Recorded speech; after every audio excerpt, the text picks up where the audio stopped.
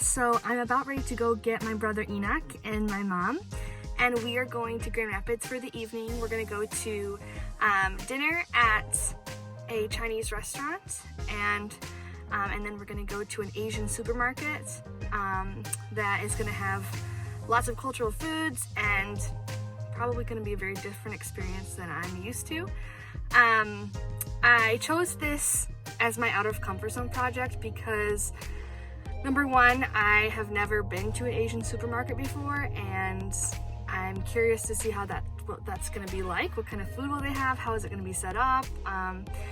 And second of all, my brother from China has been really asking me and my mom to take him to a supermarket like this, just because Meijer doesn't have all of the options that he's missing from China. And also it was his birthday last week, so we're gonna go out to dinner first and have a little Chinese food, and I'm gonna try something that I've never tried before.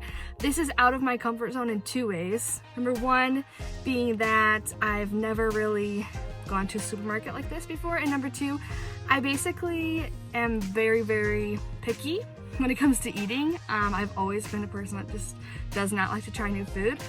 So when I go to Chinese restaurants, I normally get chicken and rice, and so I'm hoping I'll be able to try at least one new thing at this restaurant, and then at the market it'll be interesting to see all the different types of food. So I'm really excited. Let's go.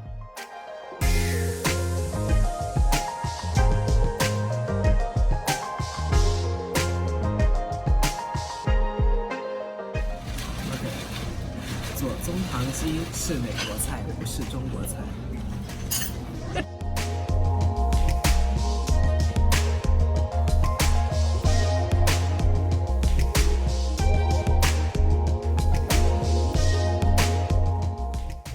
After dinner, we went to the supermarket, and we're walking in, and it looks very different than, walking into Meijer. It's obviously getting close to the new year, so there's a lot of decorations, and we started to look at some of the different foods that they have at this supermarket compared to Meijer.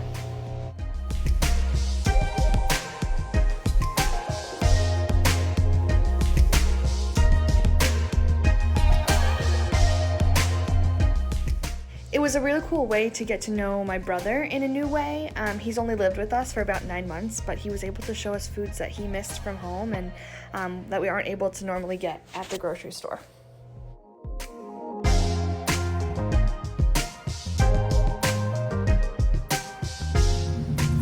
So I'm here in the grocery store, and it's really cool. Although this is different than my experience at Meijer, it's really a cool way to see a different culture and how they do something that's an everyday thing. And it reminds me of the Villegas text about culture responsive teaching, where our job as teachers is to bridge the gap from what kids already know to what they haven't learned yet. And being here, it's like, yeah, they might know a little bit about Asian culture or Chinese culture or Vietnamese culture, but being able to, give them experiences where they can see a different culture in a new light is a really cool experience. And maybe they won't get to go to a grocery store like this, but giving them those texts, those culturally relevant texts, is going to give them that window into someone else's life. So far, it's really exciting.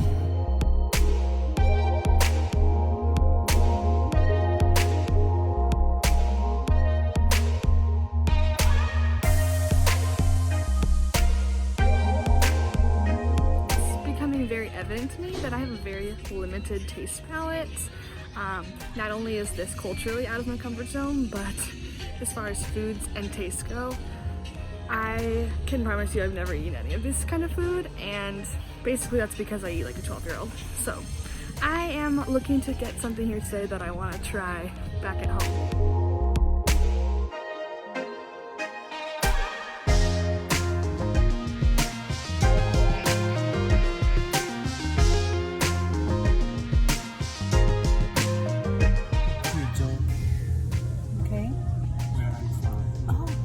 Style. Oh, you should get it.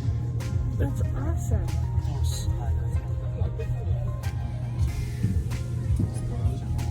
Here's some more. What is that kind? This is 豆瓣酱 chili bean sauce. Ooh, are we gonna make something with that? All right, let's do it. This experience was a great window into my brother's life and learning more about his culture and where he's from. And I'm really thankful I got the opportunity to see a side of him that I don't normally get to see when we're at home. This project has kind of opened my eyes to see different ways we can engage our students with relevant texts about different cultures, about people from different backgrounds than us. I'm thinking about the Freemans and how they are so passionate about saying, hey, we need to connect our students to culturally relevant texts by engaging them with it. And how can I do that as a classroom teacher?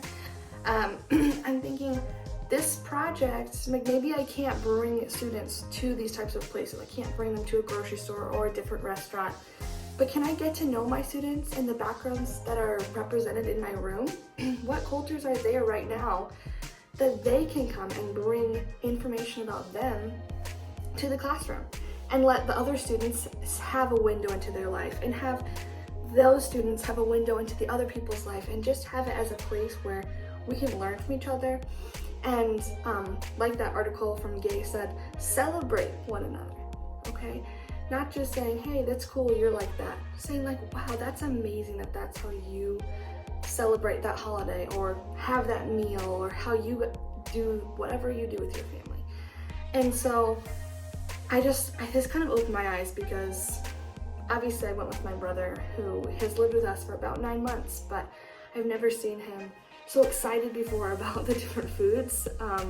You know, at Meyer they just don't have that kind of stuff. So looking and seeing him so excited gave me this realization like, oh my gosh, I can do this for my students by bringing in text that they can connect with, or having them be able to come and share their favorite foods from their culture or their favorite movies or stories. And I definitely feel like this is a project I could even do with my 6th graders and saying, hey, let's get out of our comfort zones and go do something that's different than what we normally might do. Go try a new food or go you know, do something that's out of your comfort zone in a way where you can start to see the world from a different point of view and help yourself connect with someone else who's different than you, because humans need to connect.